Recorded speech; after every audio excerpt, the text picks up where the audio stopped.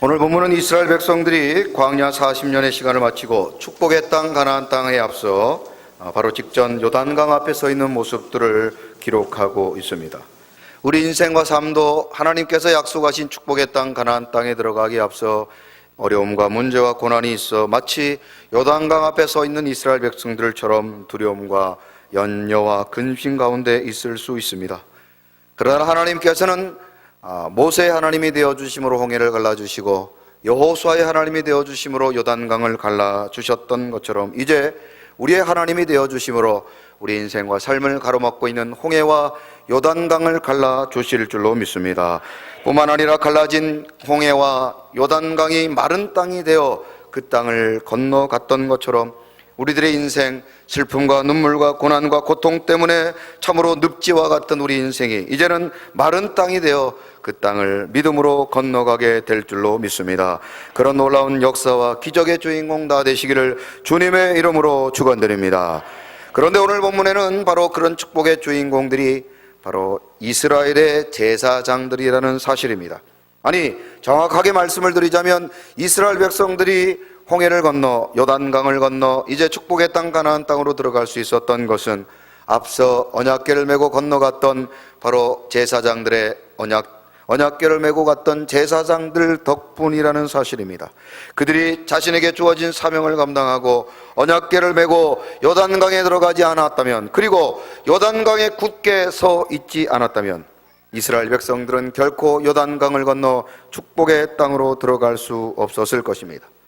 그런데 우리는 생각할 때 그러면 이스라엘의 제사장들과 우리가 무슨 상관이 있냐고 생각할 수 있을 것입니다. 하지만 하나님은 신약 성경에 베드로전서 2장 9절에서 우리에게 다음과 같은 새로운 신분을 주셨다는 사실을 알아야 합니다. 그러나 너희는 택하신 족속이요 왕같은 제사장들이요. 다 같이 한번 따라해 보시죠. 왕같은 제사장들이요. 하나님께서는 신약에 우리에게 새로운 신분을 주셨는데 그것이 바로 왕같은 제사장이라는 것입니다.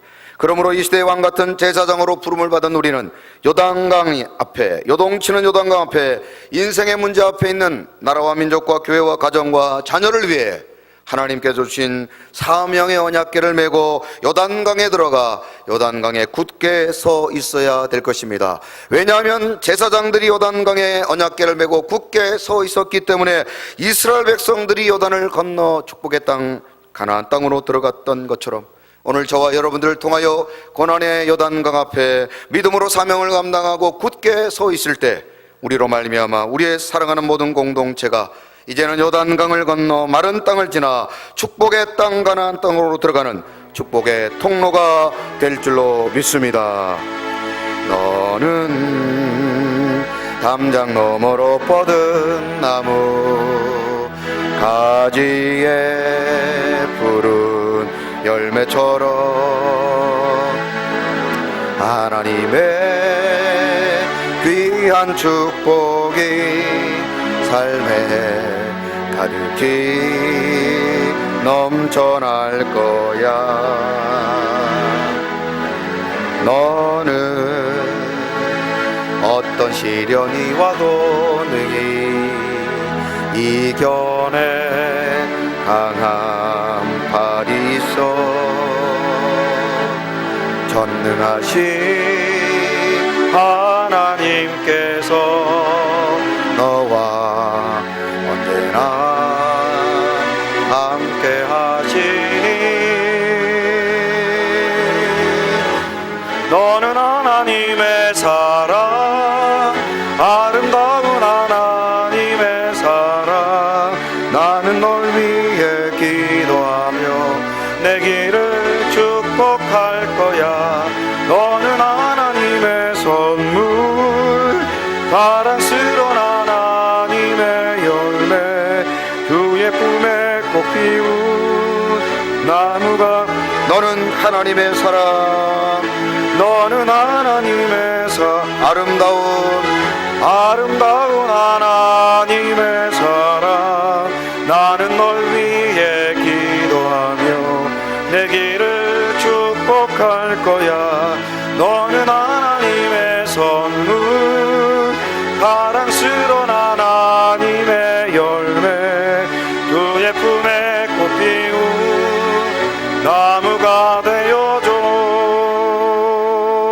아멘.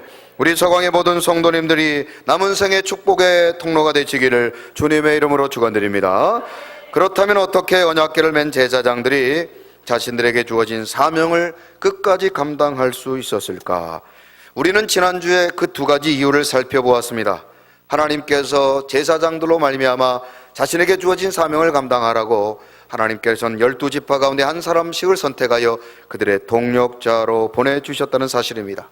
힘들고 어려워도 눈물을 닦아주고 격려해주고 같이 손잡아줄 수 있던 그런 동력자들이 있다는 사실, 참으로 감사하고 참으로 복된 일입니다. 우리 사랑하는 서광의 성도님들도 우리 교회를 통하여 그런 인생과 사역과 그리고 기도의 동력자들을 만나시기를 주님의 이름으로 축원드립니다. 뿐만 아니라 언약궤를 메고 서 있었던 제사장들은 자신에게 주어진 사명이 세상의 사람이 주신 것이 아니라 하나님이 주신 귀한 직분이라는 사실을 깨닫고 끝까지 포기하지 않았기 때문이라고 말씀을 드렸습니다. 우리가 지금 감당하고 있는 직분이 그저 어떤 사람이 우리에게 준 것이나 어떤 상황이나 현실이 우리에게 직분을 갖게 한 것이 아니라 전능하신 하나님이 우리에게 하나님의 교회를 부흥케 하고 하나님의 뜻을 이루라고 우리에게 귀한 직분을 주셨다는 이 의식을 가질 때 우리는 힘들고 어려워도 우리에게 주신 사명을 포기하지 않는다는 사실입니다. 어떤 권사님에게 이렇게 열심히 기도하고 열심히 봉사하고 참으로 예배하고 봉사해야 되지 않겠습니까? 라고 말했더니 어떤 권사님이, 물론 우리 교회 권사님이 아니겠죠, 어떤 권사님이 그렇게 말했다는 거예요. 이제 권사가 됐는데 뭐 하려고 한답니까? 이제 권사가 됐는데, 권사 되기 전에는 할 줄 몰라도, 할 수 있는지 몰라도 이제 권사가 됐는데 뭐 하려고 그렇게 예배하고 충성하고 기도합니까? 우리 서광의 성도님들은 절대로 그런 성도님들 되지 마시고 도리어 하나님이 직분을 주신 이후에 더 예전보다 충성하고 봉사하는 그런 아름다운 사명자들이 되어야 될 줄로 믿습니다. 옆 사람 보고 이렇게 한번 축복해 봅니다. 어떻게 처음보다 나중이 더 좋습니까? 여러분, 그렇게 살아야 됩니다. 사명자는 그렇게 살아야 되는 줄로 믿습니다. 어제보다 오늘이, 오늘보다 내일이 더 하나님 앞에 충성하고 봉사하고 더 기도하고 더 열심히 사명 감당하는 바로 그런 사람이 하나님 앞에서 칭찬받는 사명자 아니겠습니까? 저는 바라건대 우리 하나님께서 우리 서광의 성도님들에게 각자에게 주신 사명, 지금보다 앞으로 더 잘 감당함으로 우리로 말미암아 우리가 속한 모든 공동체가 저와 여러분으로 말미암아 복을 받는 축복의 통한 통로가 되시기를 다시 한번 주님의 이름으로 축원드립니다. 그렇다면 지난주에 말씀드렸던 이스라엘의 제사장들이 사명 감당할 수 있었던 그 두 가지 이유 외에 어떤 이유 때문에 그들이 하나님께서 주신 사명을 끝까지 포기하지 아니하고 잘 감당할 수 있었습니까? 오늘은 그 세 번째 시간으로 본문 14절의 말씀을 통해서 다 같이 한번 그 이유를 살펴봅니다. 같이 읽어보죠. 시작. 백성이 요단을 건너려고 자기들의 장막을 떠날 때에 제사장들은 언약궤를 메고 백성 앞에서 나아가니라. 아멘. 세 번째 이유는 그들이 언약궤를 메었기 때문입니다. 지금까지 언약궤를 메고 있던 이스라엘의 제사장들에 대한 이야기를 하셨다가 갑자기 다시 왜 그들이 언약궤를 메었다는 잘 알고 있는 이유를 다시 반복하는 이유가 무엇입니까? 라고 생각하십니까? 여러분, 오늘 본문 14절에 보면 언약궤를 메었다라는 이 단어에서 그 이유를 발견할 수 있습니다.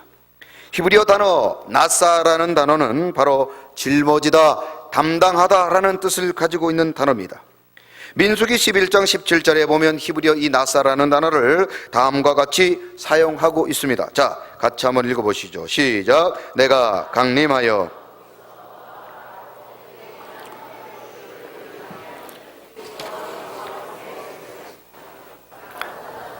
너 혼자 담당하지 아니하리라. 아멘.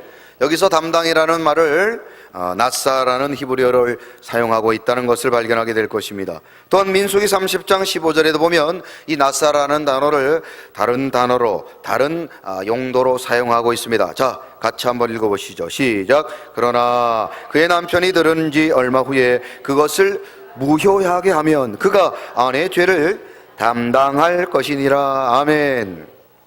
그러므로 이 메다라는 단어는 무겁고 힘든 일을 대신한다라는 뜻을 가지고 있습니다.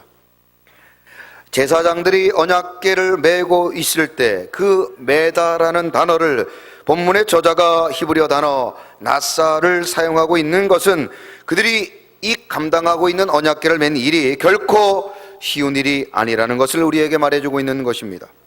요즘 우리가 살다 보면 느끼는 것이지만 남을 위해 대신 살아가고 남을 위해 도움을 주고 남의 짐을 져준다는 것이 얼마나 힘들다는 것을 알게 됩니다. 특별히 요즘 젊은 사람들은 살기가 어렵습니다. 어렵다고 말하고 또 어렵다고 생각하고 또 상황도 현실도 그리 녹록하지 않은 것이 사실입니다. 그래서 결혼한 자녀들은 예전에는 결혼하게 되면 부모님을 모셔야 된다라는 생각을 가지고 살았지만 요즘에는 그렇게 생각하는 사람이 거의 없다는 것입니다. 부모를 모시고 부모에게 효도하는 것이 언제부턴가 인생의 필수가 아닌 선택이 되어버렸다는 사실입니다. 여러분, 한자의 이 효자를 자세히 한번 살펴보겠습니다. 이 효자의 위에 있는 자가 흑토자, 흑의 작은 막대기를 들고 다니는 분, 어르신들을 의미하는 것이죠. 늙을 노자에서 사용되는 이 형상 문자입니다. 땅에 지팡이들 들고 다니는 사람, 그런 어르신들을 아들이 얻고 있다. 그 글자가 무슨 뜻이라고요? 효자다, 효자. 땅바닥에 지팡이를 짚고 살아가는 그런 어르신들을 아들들이 얻고 다닌다. 물론 요즘은 아들들이 얻고 다니는 게 아니라 딸들이 얻고 다니는 것 같아요. 좀 글자의 모양을 좀 바꿔야 될 것 같긴 한데 아무튼 하나님께서 우리 인생의 먼 길을 혼자 가기도 벅찬데 이렇게 연세 드신 어르신들을, 자신의 부모들을 친히 업고 가는 사람을 향하여 뭐라고 부른다고요? 효자와 효부라고, 효자와 효녀라고 부른다는 겁니다. 야, 옆에 분들에게 이렇게 한번 축복해 봅니다. 어떻게 그렇게 효자, 효녀처럼 생기셨습니까? 좀 해보세요. 예. 목사님, 제가 저 사람이 효자인지 아닌지 어떻게 합니까? 그렇게 축복하는 겁니다. 그러다 보면 언젠가는 효자가 되고 효녀가 될 줄로 믿습니다. 저는 우리 교회가요, 부모님을 잘 섬기고 어르신들을 잘 섬기는 그런 효자, 효녀들로 가득 찬 교회가 되기를 주님의 이름으로 축원합니다. 뿐만 아니라 여러분들도 여러분의 자녀들로부터 그런 효도를 받으시기 바랍니다. 여러분 연세 드셨다고 그냥 산에 들어가가지고 그냥 거기다가 그냥 갔다 그냥 이렇게 그냥 저 제주도나 저 일본이나 어디 외국 가가지고 안녕히 계세요. 그리고 그런 자식들을 만나지 말고 정말 여러분들 연세 드셨지만 극진히 모실 수 있는 그런 좋은 자녀들을 꼭 만나시기를 주님의 이름으로 축원합니다. 여러분 요즘은 다른 만남을 위해서 기도하지 말고 좋은 자녀들 만나도록 기도하시기 바랍니다. 잘못하면 여러분 자녀들한테 버림받아요. 여러분, 우리 자녀들은 절대로, 우리 서강의 자녀들은 그런 자녀들 없는 줄로 믿습니다. 그렇습니다. 우리가 남의 점을 져준다는 것 쉬운 일이 아닙니다. 하물며 부모 자식 간에도 힘들고 어려운 일을 대신해 준다는 거 결코 쉬운 일이 아닙니다. 예수님이 계셨을 때만 해도 이런 일들이 비일비재했던 것 같아요. 오늘이나 예수님 때나 그리 다르지 않습니다. 그래서 마태복음 5장 41절에 보면 남과의 관계에서 이런 삶을 성도들은, 그리스도인들은 살아야 될 것을 우리에게 권면하고 있습니다. 자, 같이 한번 읽어보십니다. 시작. 또 누구든지 너로 억지로 오리를 가게 하거든 그 사람과 십리를 동행하고. 어떤 사람이 우리에게 오리를 가자 그래요. 그 사람과 몇 리를 가주라고요? 10리를 가라. 요즘에 누가 오리 가자 그러면 오리발 내미기를 바쁠 텐데 그런 사람과 10리를 가주라는 거, 여러분 이게 쉬운 일입니까?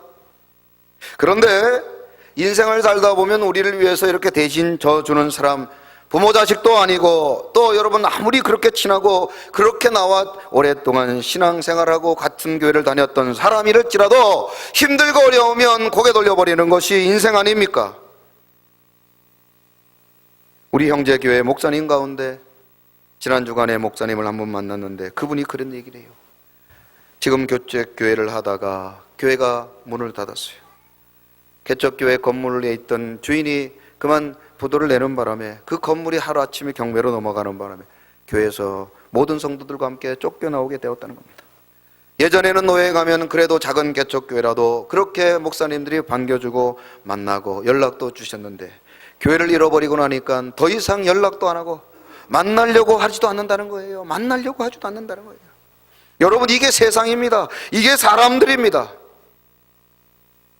그런데 우리를 위해 기꺼이 무거운 짐을 대신 져주시는 분이 계십니다. 그분은 바로 우리의 구주 예수 그리스도인 줄로 믿습니다. 시편 68편 19절에서는 이런 주님을 다음과 같이 찬양하고 있습니다. 자, 다 같이 한번 읽어봅니다. 시작. 날마다 우리 짐을 져주시는 주, 곧 우리의 구원이신 하나님을 찬송할지로다. 아멘. 여러분, 여기 셀라라는 단어가 기록되어 있는데 이것은 히브리어 말로 여러분 찬송가의 후렴이라고 생각하시면 됩니다. 후렴이라는 것은 어떤 앞에 1절, 2절, 3절 가사가 바뀌지만 이 후렴은 계속해서 반복되는 것을 말하는 거지요. 날마다 우리의 짐을 져주시는 그분을 날마다 찬양하고 날마다 고백하라는 뜻에서 셀라라는 이 악상 구호를 붙여놓는 것입니다. 인생의 무거운 짐을 지고 살아가는 우리를, 세상의 그 어떤 누구도 돌아보지 않는 이 세상에서 우리를 유일하게 불쌍히 여기시며 우리를 향하여 긍휼과 자비를 끝까지 베푸시는 바로 그 하나님 앞에 오늘도 낙심하며 절망한 우리의 눈물을 닦으시고 우리를 위로하시는 주님을 만나는 우리 서강의 모든 성도님들이 되시기를 주님의 이름으로 축원합니다. 힘들고 지쳐 낭망하고 넘어져 일어날 힘 전혀 없을 때에 조용히 다가와 손잡아 주시며 나에게 말씀하시네. 나에게 실망하며 내 자신 연약해 고통 속에 눈물 흘릴 때에 못자국 난 그 손길 눈물 닦아주시며 나에게 뭐라고 말씀하십니까? 너는 내 아들이라. 오늘날 내가 너를 낳도다. 너는 내 아들이라.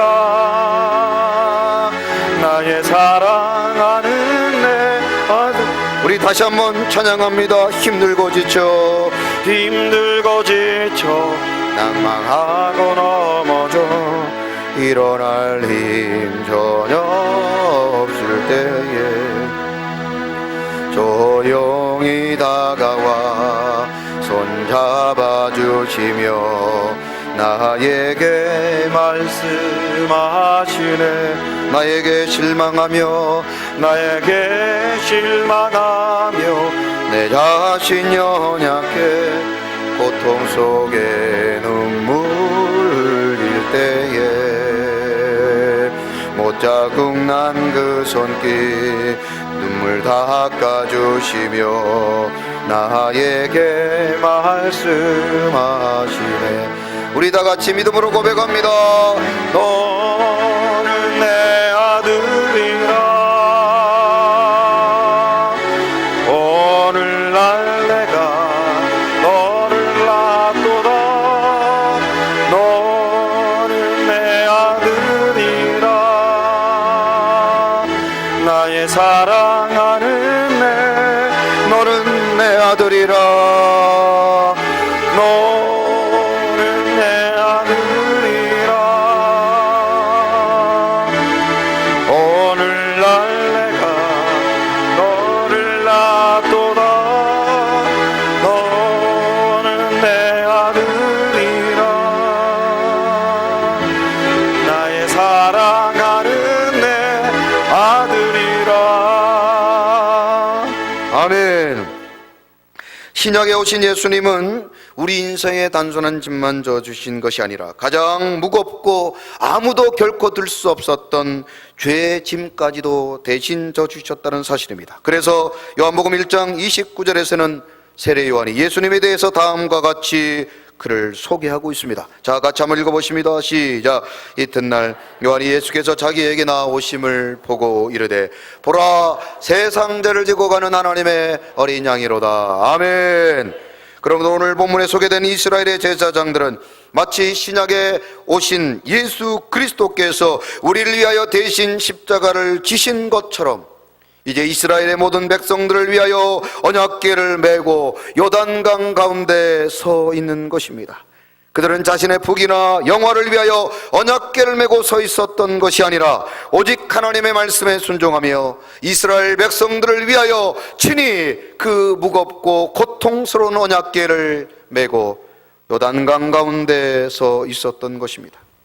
저는 바라건대 오늘 우리 서강의 모든 성도님들, 하나님께서 내게 주신 직분과 사명, 그 모든 것들이 하나님이 우리에게 주셨으며 그 직분과 사명을 감당할 때 하나님께서는 비록 힘들고 어려워도 인내하며 끝까지 사명을 감당하는 저와 여러분들을 통해 우리 가정과 가문과 교회와 나라와 민족에게 놀라운 가나안의 복을 허락하여 주실 줄로 믿습니다. 우리 모두가 바로 그런 축복의 사명자, 그런 아름다운 인내와 헌신과 충성의 사명자들이 다 되어야 될 줄로 믿습니다. 우리 옆 사람에게 이렇게 한번 축복해 봅니다. 어떻게 그렇게 사명을 잘 감당하게 생기셨습니까?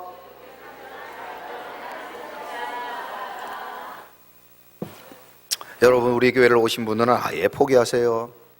예배 시간에 자기를 아예 포기하시기 바랍니다.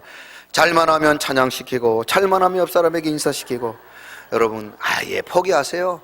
그냥 자다가 깨다 그러면 머리 아프니까 그냥 눈 뜨고 은혜 받고만 돌아가시기를 바랍니다. 다시 한번 옆 사람에게 축복해봐요. 어떻게 그렇게 하나도 안 자게 생기셨습니까? 네. 여러분, 잠은 주무실 때 집에 가서 주무시기 바랍니다. 자, 누가 잤을까? 아무도 안 잤어요. 아무도 안 잤어요. 자, 해외에서 수십 년 동안 신실하게 선교 사역을 잘 감당하셨던 한 선교사 부부에게 있었던 유명한 일화를 소개하고자 합니다. 그들은 우연히 아프리카에서 찬양을 끝내고 뉴욕으로 돌아오던 뉴즈벨트 대통령과 함께 같은 배를 타게 되었습니다. 여러분 생각해 보세요. 여러분이 탔던 버스나 또 혹은 기차에나 또 배나 비행기에 여러분 대통령이 탔다. 여러분 얼마나 영광스러운 일입니까? 아마 우리의 예상처럼 공항에 딱 도착하거나 터미널에 도착하면 대통령을 맞이하려고 수많은 수행원들과 또 환영 인파들이 이렇게 마치 그냥 파도처럼 밀려올 것입니다. 그들 역시 탄 배가 뉴욕항에 도착하자마자 엄청난 인파들이 기자들과 함께 군악대가 대통령의 사냥을 마치고 돌아온 그 대통령을 환영하기 위해서 공항에 항구에 사람들이 모여 있었습니다. 그런데 그리스도를 위해 봉사하면서 해외에서 자신의 모든 생애를 보내고, 그렇지만 건강이 약화되어 건강에 문제가 생겨 고국으로 돌아왔던 늙은 선교사 부부를 위해서 누구 한 사람 나와서 그들을 환영해 주지 않았다는 사실입니다. 군중들의 틈바구니를 빠져나와 집으로 돌아가면서 그 남편 선교사님이 굵은 눈물 흘리기 시작했습니다. 남편의 눈물을 바라보며 아내가 묻습니다. 여보, 왜 그러세요? 그러자 남편이 이렇게 말합니다. 내 평생 그리스도를 섬기고 하나님께서 기뻐하시는 선교 사명 감당하다가 이렇게 병이 들어 고국에 돌아왔는데 우리를 위하여 누구 한 명 우리를 환영해 주지 않소? 우리를 위해 누구 한 명도 우리를 환영해 주지 않소? 우리 인생이 실패한 것 아닙니까? 그러자 아내가 남편의 눈물을 닦아주고 남편의 손을 잡아주며 이렇게 말합니다. 여보, 낙심하지 마세요. 우리는 아직 본향에 도착하지 않았습니다. 우리는 아직 집에 도착하지 않았습니다. 우리 인생과 사명과 그리고 내게 주신 직분을 잘 감당하다 보면 우리가 저 천국 저 본향에 가면 하나님께서는 우리에게 천군 천사를 보내 우리를 환영해 줄 것이니 울지 마세요. 낙심하지 마세요. 그렇게 그 남편 선교사님을 위로해 주었다는 것입니다. 저는 지난주에 우리 교회 형제교회 목사님을 만났습니다. 앞서 말씀드렸던 것처럼 어려움을 당하고 계신 목사님이었어요. 그 목사님과 대화를 나누다가 제 마음에 너무너무 아픈 말을 들었어요. 그분은 주일마다 교회 가는 사람들이 너무나 부럽다는 거예요. 주일마다 교회 가는 사람들이 너무나 부럽다는 거예요. 이제는 더 이상 예배할 수 없는, 설교할 수 없고 성도들을 만나 하나님 앞에 예배하고 찬양하고 기도할 수 없는 자신의 처지를 생각하면 그래서 주일날 예배 가는 사람들이 너무나 부럽다는 거예요. 교회 가는 사람들이 너무나 부럽다. 그래서 주일마다 하나님 앞에 통곡하고 기도한답니다. 하나님이 이러려고 저를 하나님의 종으로 부르셨습니까? 이러려고 저를 하나님 개척교회 목사로 부르셨습니까?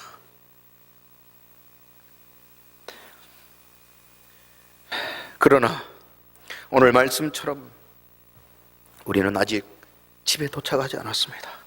우리는 아직 돌아갈 본향이 있습니다. 우리는 아직 하나님이 주실 위로와 소망과 상급을 기대하며 살아가야 됩니다. 오늘 이 땅에서 낙심하고 절망하지 말고 저 천국, 저 본향을 바라보며 하나님께서 주실 최후의 위로와 평안을, 상급을 바라보며, 오늘도 이곳에 계신 저와 여러분들 가운데 혹 낙심 중에 계신 성도님들 계십니까? 하나님이 내게 주신 직분 사명 감당하다가 낙심하고 절망한 분들 계십니까? 우리 모두가 낙심하지 말고 절망하지 말고 우리의 본향 저 천국에 가면 하나님께서 놀라운 생명의 멸류관과 더불어 천군 천사와 더불어 우리를 친히 환영해 주실 줄로 믿습니다. 우리 모든 서광의 성도님들, 그리고 이 시간에도 낙심하고 절망하고 있는 우리 형제교회 모든 목회자들이 오늘 다시 한번 이 약속의 말씀을 붙들고 승리하며 낙심하지 말고 저 천국 바라보고 하나님 내게 주신 사명 잘 감당하여 이스라엘의 제사장들처럼 요단강에 굳게 서서 우리로 말미암아 수많은 우리의 사랑하는 공동체가 요단강을 건너 고난과 고통을 건너 저 축복의 가나안 땅으로 들어가는 축복의 통로가 되시기를 주님의 이름으로 축원합니다. 왜 나만 겪는 고난이냐고 불평하지 마세요. 고난의 뒤편에 있는 주님이 주실 축복 미리 보면서 감사하세요. 너무 견디기 힘든 지금 이 순간에도 일하고 계시자.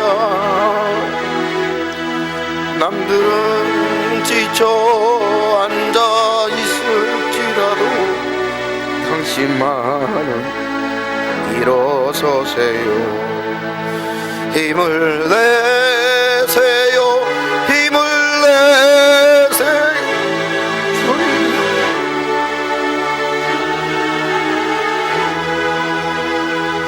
주님이 나와 함께함을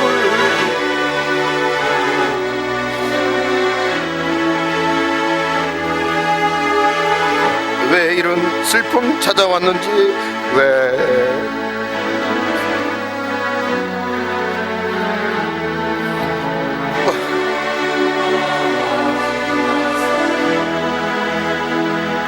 당신이 잃은 것보다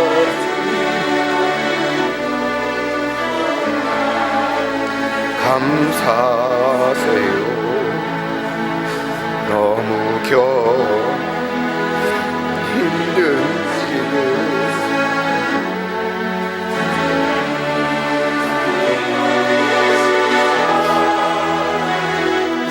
남들은 지쳐 앉아 있을지라도 일어서세요. 힘을 내세요. 주님이 손 잡고 계시잖아요. 주님이 나와 함께함을 믿는다면 어떤 고난도 힘들 수 있잖아. 힘을 내세요. 힘을 내세요.